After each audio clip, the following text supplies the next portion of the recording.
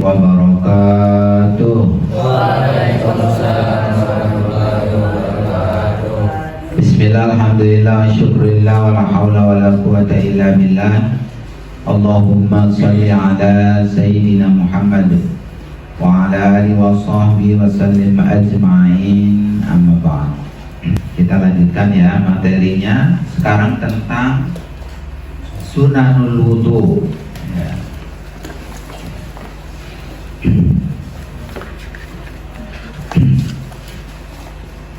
Sunanul wudu'i.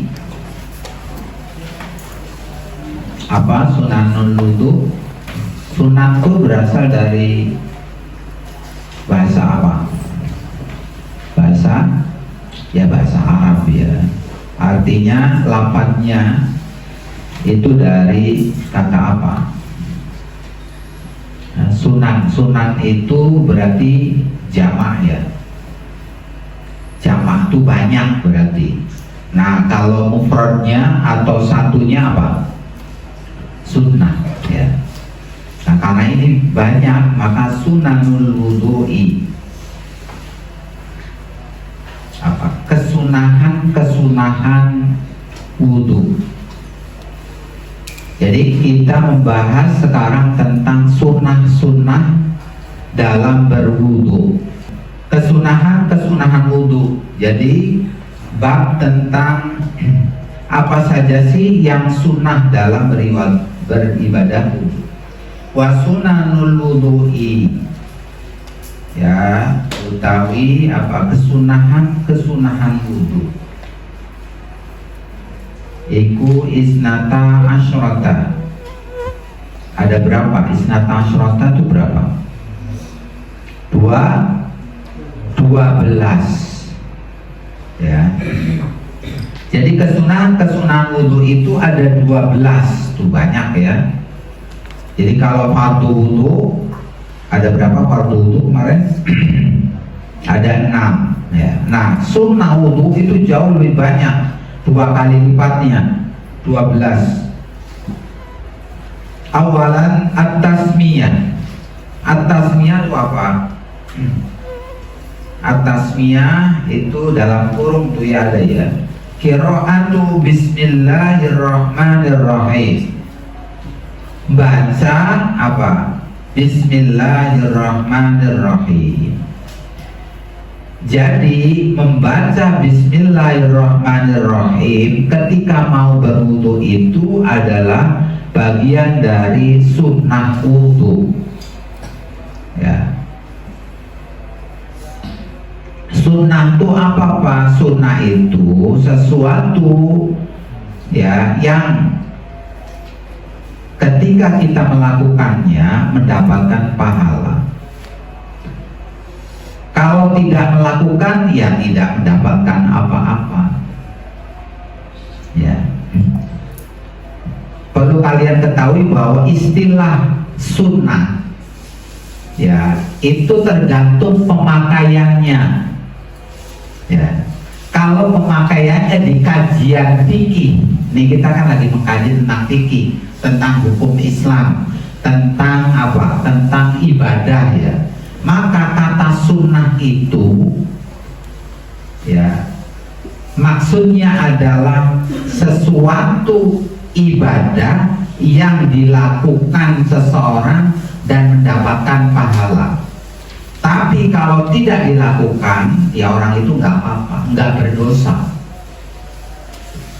Ini kata sunnah ketika dipakai dalam kajian fikih ya. Tapi kalau kata sunnah ya ini dipakai dalam kajian hadis berbeda ya. Asun ada di kajian hadis juga kata as-sunnah. Nah, kalau di hadis itu pengertiannya berbeda dengan pengertian kata sunnah yang dipakai dalam kajian fikih. Kalau kajian fikih as-sunnah itu adalah tadi ya, sesuatu ibadah yang dilakukan seorang dan orang itu mendapatkan pahala. Tapi kalau orang itu tidak melakukannya, maka tidak mendapatkan dosa, tidak mendapatkan apa-apa, tidak mendapatkan apa-apa dan tidak berdosa. Ya, itu kalau kata as-sunnah itu dalam kajian fikih. Tapi kalau as-sunnah dalam kajian hadis, ya, kalau kalian belajar ilmu hadis itu berbeda. Yang dimaksud bukan seperti apa dalam kajian di fikih. Apa as-sunnah itu? Nah, nanti kalau dalam kajian hadis, as-sunnah itu ada 3 macam. Yang pertama adalah as-sunnah al-qauliyah. Ya. Apa itu as-sunnah al-qauliyah itu? Sunnah al-qaul apa? As-sunnah al-qauliyah adalah segala ucapan Nabi, namanya begitu. Ya. Jadi yang diucapkan oleh Nabi itu jadi hukum. Nabi menyampaikan ya perintah nih tentang ibadah, maka itulah hukumnya. Ibadah itu wajib misalnya, ibadah itu apa namanya sunnah misalnya, ya. Nabi mengucapkan as-sunnah al-qauliyah, ya. Kemudian ada lagi as-sunnah apa al-fi'liyah. Apa itu as-sunnah al-fi'liyah? Sunnah al-fi'liyah adalah sesuatu yang dilakukan oleh Nabi. Jadi Nabi Muhammad itu misalkan melakukan sholat, ya, melakukan sholat, maka ketika kita melakukan sholat itu harus kayak Nabi sholat gitu, ya. Jadi yang pertama apa as-sunnah al-qauliyah, yang diucapkan Nabi itu jadi hukum. Kata Nabi sholat itu wajib, ya berarti sholat itu wajib. Ya, sholat duha itu sunnah. Ya, sunnah dalam pengertian fikih berarti apa itu? Kalau dilakukan mendapatkan pahala, kalau tidak dilakukan tidak dosa. Tapi tidak mendapatkan apa-apa kita. Gitu ya. Bisa dipahami ya. Oke, as-sunnah al-qauliyah, kemudian tadi ucapan, kemudian as-sunnah al-fi'liyah, apa? Sesuatu yang kemudian dilakukan oleh Nabi. Kemudian yang ketiga, as-sunnah at-taqririyah, sesuatu yang ditetapkan oleh Nabi. Nabi tidak melakukan, Nabi juga tidak mengucapkan tentang satu hukum, tapi kemudian ada sahabat yang melakukannya, kemudian Nabi itu menang baik. Berarti apa? Yang dilakukan oleh sahabat itu boleh. Contohnya gitu. Jadi ada salah seorang sahabat yang kemudian berdoa tentang sesuatu, kemudian Nabi diam aja. Berarti apa? Itu tuh boleh. Nabi nggak negur, Nabi nggak jangan lakukan itu. Nah itu bisa jadi hukum. Ya, as-sunnah at-taqririyah, sunnah ya, atau Nabi yang kemudian menetapkan gitu.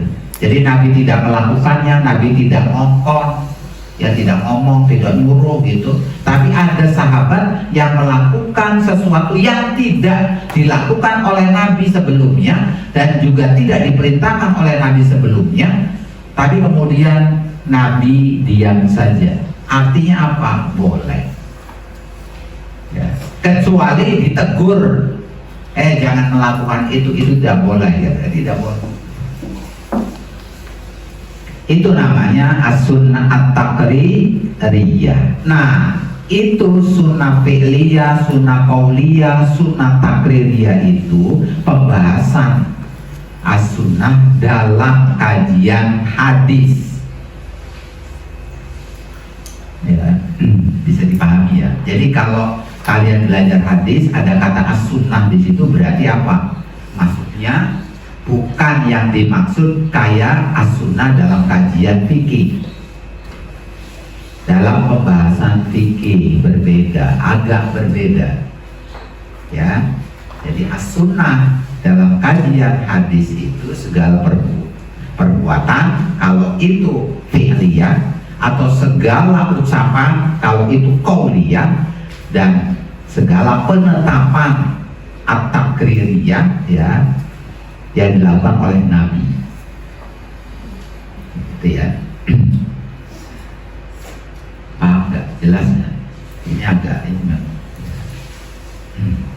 harus memahami itu ya.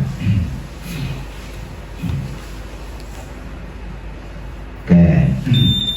Nah ini kita membahas tentang kesunahan as-sunnah dalam konteks fikih, dalam kajian, dalam pembahasan fikih. Artinya perbuatan yang dilakukan oleh seseorang dan mendapatkan pahala, tetapi kalau ditinggalkan orang ini tidak mendapatkan dosa. Oke ya. Kesunahan wudhu ada 12. Yang pertama at-tasmiyah, membaca Bismillahirrahmanirrahim. Jadi kalau kalian mau wudhu kemudian baca Bismillahirrahmanirrahim, itu kalian mendapatkan pahala. Pak, kalau enggak baca Bismillah, wudhunya sah enggak? Sah. Kenapa? Karena baca Bismillahirrahmanirrahim itu adalah bagian dari kesunahan wudhu, bukan dari apa? Kewajiban wudhu atau fardu wudhu. Itu ya, bisa membedakan itu. Oke. Kemudian sanian waslul kafaini ilal ku'aini. Membasuh apa? Kafain. Kafain itu apa? Basuh apa? Kafain. Kafain apa nih kafain? Hah? Ini telapak tangan. Nah, ini telapak tangan. Ya. Ilal ku'ain, sampai apa? Pergelangan tangan, pergelangan tangan. Ya. Jadi membasuh kedua ya, telapak tangan sampai kedua apa? Pergelangan.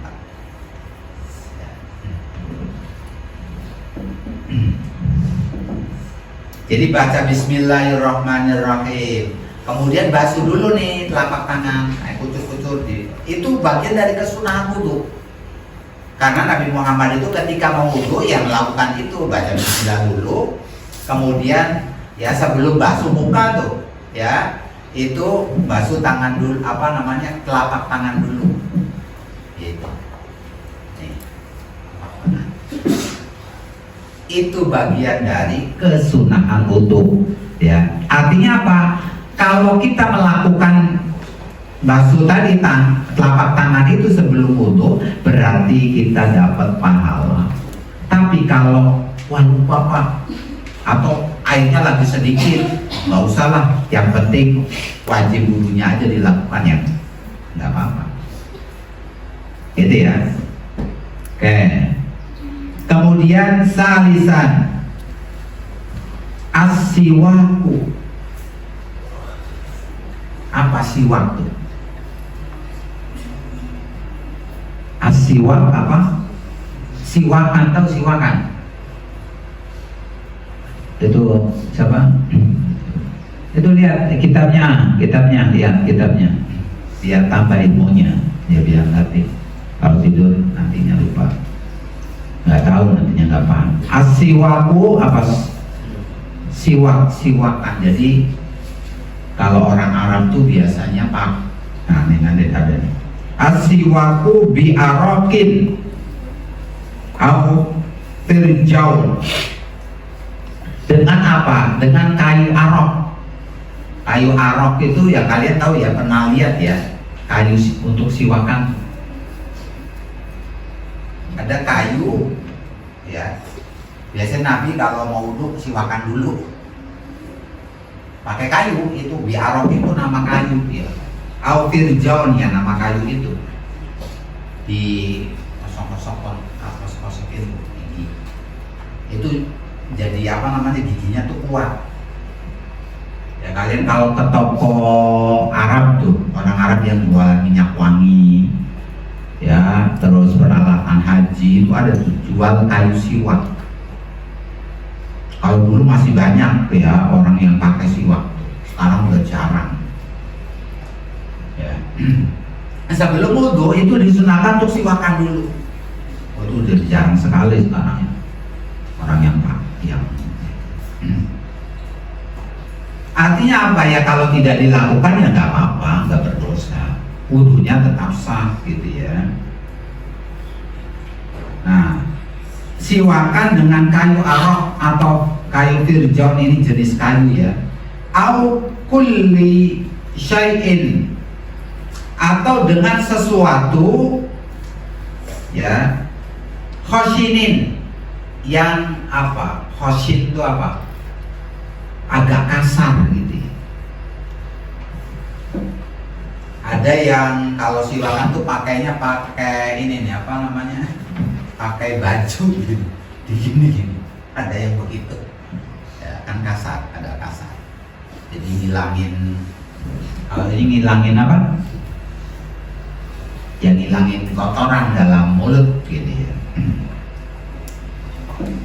Jadi kanjeng Nabi ya ketika mau wudhu ya itu melakukan kesunahan wudhu ya, siwakan dulu ya, itu yang ketiga. Kemudian rabi'an al-madmadah. Al-madmadah itu apa ya? Wahiyah al-madmadah itu adalah idkhalul ma'i, apa? Memasukkan air fil fammi. Fammi itu apa? Fam, di dalam mulut. Jadi al-madmadah itu apa? Berkumur gitu ya. Itu bagian kesunahan wudhu. Artinya apa? Kalau kita mau wudhu kemudian kumur dulu, itu kita dapat pahala. Tapi Pak, ya saya lupa nggak kumur, wudhunya sah nggak? Ya sah kalau melakukan fardu wudhu. Nggak kumur juga nggak apa-apa. Tapi lebih baik kita berkumur ya, karena kita mau sholat gitu. Jadi al-madmadah itu berkumur-kumur, memasukkan air ke dalam mulut, tapi jangan diminum ya. Gitu. Ya kan, karena airnya kan air apa namanya, air WC ya, gitu ya, air toilet lah ya, itu kan barangkali kurang higienis kan. Kali embu ya, jadi penyakit ya. Di umur namanya umur di umur terus dikeluarin, ya. Kemudian yang khamisan, yang kelima, al istinsyaku. Nah, al istinsyak wahwa yaitu idkhalul ma, memasukkan air fil anfi ya, ke dalam apa? Hidung. Kalau yang pertama apa yang tadi al-madmadah itu berkumur-kumur, memasukkan air ke dalam mulut. Kalau al-istinsyak ya itu memasukkan air ke dalam apa? Hidung. Gitu. 3 kali. Air sedikit aja, jangan banyak-banyak kok mancing. apa gunanya kalau berkumur-kumur membersihkan mulut? Kalau al-istinsyaq ya, ini memasukkan air ke dalam hidung itu untuk membersihkan hidung. Ya, biar apa? Suaranya nggak bindeng gitu. Ya, bisa jadi tadi karena kebanyakan apa kotoran di dalam hidung. Hidung itu kan terbuka, ngirup udara, ya. Udara jelek nih, polusi, asap knalpot, ya. Itu kan kotor, diserap sama hidung, kan yang berkene-kene, ya. Kalau di ini, isinya irem gitu ya. Apa upil ya? Upil, banyak upilnya biasanya. Kalau di daerah yang ini polusi, ya, asap kendaraan bermotor ini, soalnya dikorek di rumah. Wah, ireng-ireng upilnya. Nah, itu tuh harus dibersihkan. Makanya wudhu itu ya salah satu cara kita menyucikan diri kita, termasuk apa? Membersihkan ya nih dalam tubuh kita ini nih, hidung, mulut, kan gitu ya. Jadi kalau kita rutin melakukan kesunahan wudhu, insya Allah mulut kita jadi sehat, kemudian hidung kita jadi sehat gitu ya. Di caranya tahu ya, air nih ambil sedikit aja, kemudian diserap, tapi jangan sampai dimasukin ke dalam. Udah nyampe sini langsung dikeluarin lagi, gitu ya, gitu diserap gitu. Habis itu dikeluarin lagi. Itu tujuannya untuk apa? Untuk membersihkan ya kotoran-kotoran yang ada di hidung. Ya, nanti orang tuh kalau rajin wudhu itu bersih, badannya sehat. Ya, gitu. Makanya kanjeng Nabi itu kan sehat gitu ya. Nah, memasukkan air ke dalam hidung itu adalah bagian dari kesunahan wudhu. Kemudian sadisan, tahlilul lihyati. Apa ini? Al-kasat, apa ini? Kelihatan nggak kalian? Al-kasa ya, pakai sa ya. Oke. Apa tahlilul lihyah? Bagi orang yang punya al-lihyah itu ini apa? Jenggot. Jadi biasanya orang Arab yang punya jenggot itu. Orang Indonesia kan jarang yang punya jenggot. Kamu punya jenggot enggak? Enggak kan? Hanya bagus juga punya jenggotan gitu. Kayak saya. Gitu. Nah, orang Arab itu kan biasanya ngimpu jenggot. Ya, nah, tahlilul lihyah itu, jadi sebelum wudhu itu jenggotnya dibersihin dulu. Gitu. Kalau punya jenggot, nah itu bagian dari kesunahan. Membersihkan barangkali anak tumai, ya, anak kutu, bisa jadi ya. Ya, jenggot tebal, isinya tumpah melulu. Gitu ya. Nah, itu harus dibersihin. Nih, pakai ini. Tahlilul lihyah namanya. Apa? Membersihkan ini jenggot. Al-kasah yang apa? Yang tebal lah ya. Kalau punya jenggot, kalau nggak punya ya usah. Gitu ya. Itu bagian dari kesunahan wudhu. Kemudian sabian, yang ketujuh, mashu jami'ir roksi. Nah, kemarin itu kan bagian dari kewajiban atau fardu wudhu itu sebagian mengusap sebagian rambut. Nah, kalau kemudian kita ngusap semuanya, maka itu adalah bagian dari kesunahan wudhu. Mashu jami'ir roksi, mengusap semua ya, nih rambut kepalanya diusap semua, dipasain semua. Itu bagian dari kesunahan wudhu. Tapi kalau mazhabnya Imam Hanafi itu bagian dari fardu wudhu. Jadi harus semuanya. Nah kalau mazhab Syafi'i itu yang penting kena gitu ya, sebagiannya juga nggak apa-apa. Kalau semuanya itu bagian dari sunnah wudu, artinya bisa separuhnya, sebagian saja, atau seluruhnya. Itu dibahasain semua. Dasi. Ya. Kemudian apa? Yang samanian, ya samanian apa tuh? Mashul udunai, mengusap apa? Udun. Udun itu apa? Udunai, dua telinga. Ya.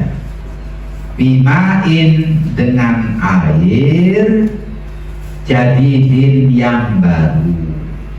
Ya, jadi diusap nih telinga kan kita, ini telinga pakai air. Dua telinga.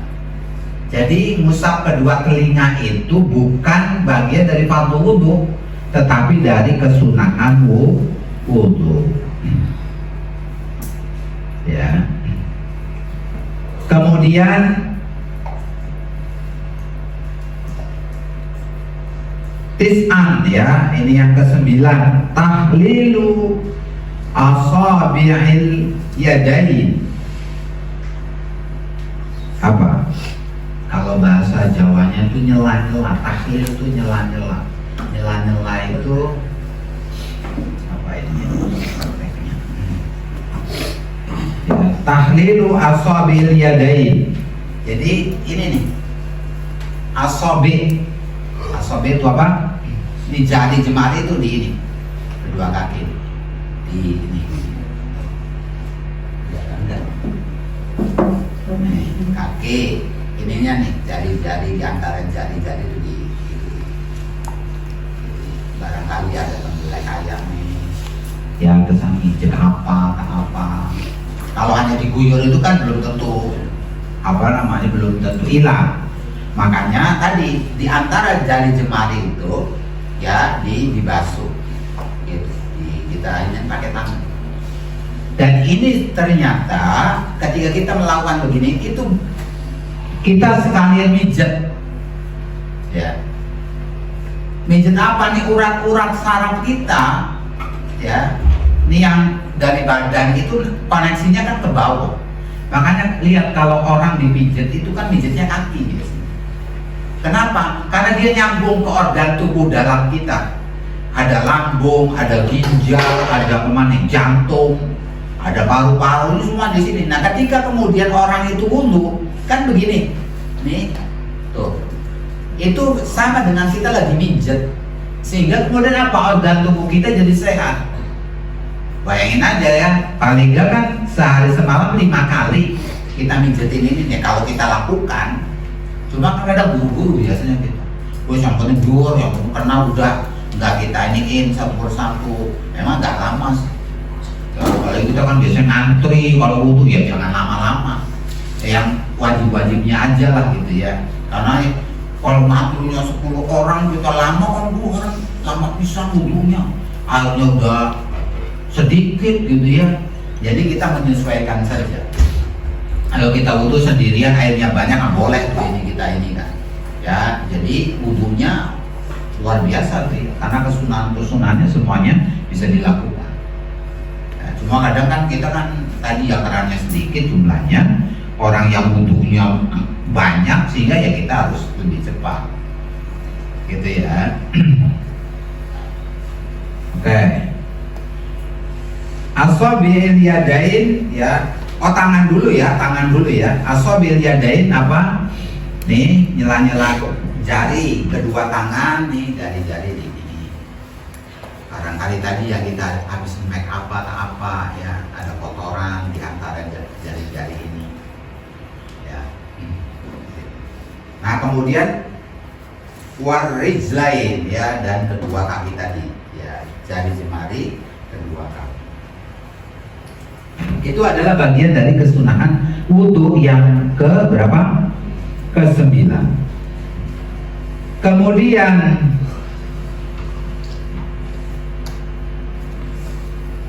Yang ke-10 apa nih? Taqdimul yumna 'alal yusra. Apa? Mendahulukan yang kanan atas yang kiri. Jadi kanan dulu. Ya, basuh tangan ya, enggak. Yang kanan dulu, tangan kanan. Baru kemudian yang kiri. Ah, itu bagian dari kesunahan wudu. Ya. Kita kan udah mempraktekkan itu ya. Kalau dulu kan tangan yang kanan dulu. Ya, kemudian kalau kaki ya kaki kanan dulu. Nah, itu bagian dari kesunahan. Kemudian yang ke-11 apa nih? Taslisut toharo. Apa? Melakukannya apa? 3 kali. Oh, 3 kali gitu ya. Nih kita basuh tangan ya 3 kali. Ya, tangan kanan 3 kali, tangan kiri 3 kali ya.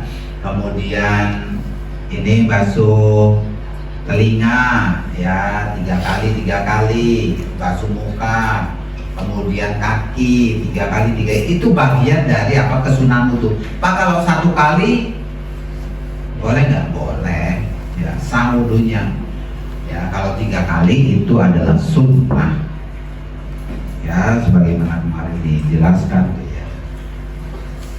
Kemudian yang ke-12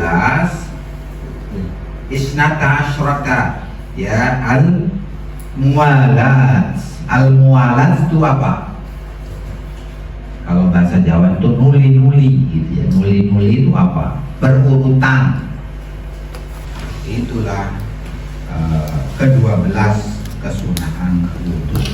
Ya, mudah-mudahan kita semuanya ya diberikan ilmu yang manfaat dunia dan akhirat, sehingga kita bisa mempraktekkan amalan ibadah kita dan ibadah kita jadi sempurna. Assalamualaikum warahmatullahi wabarakatuh.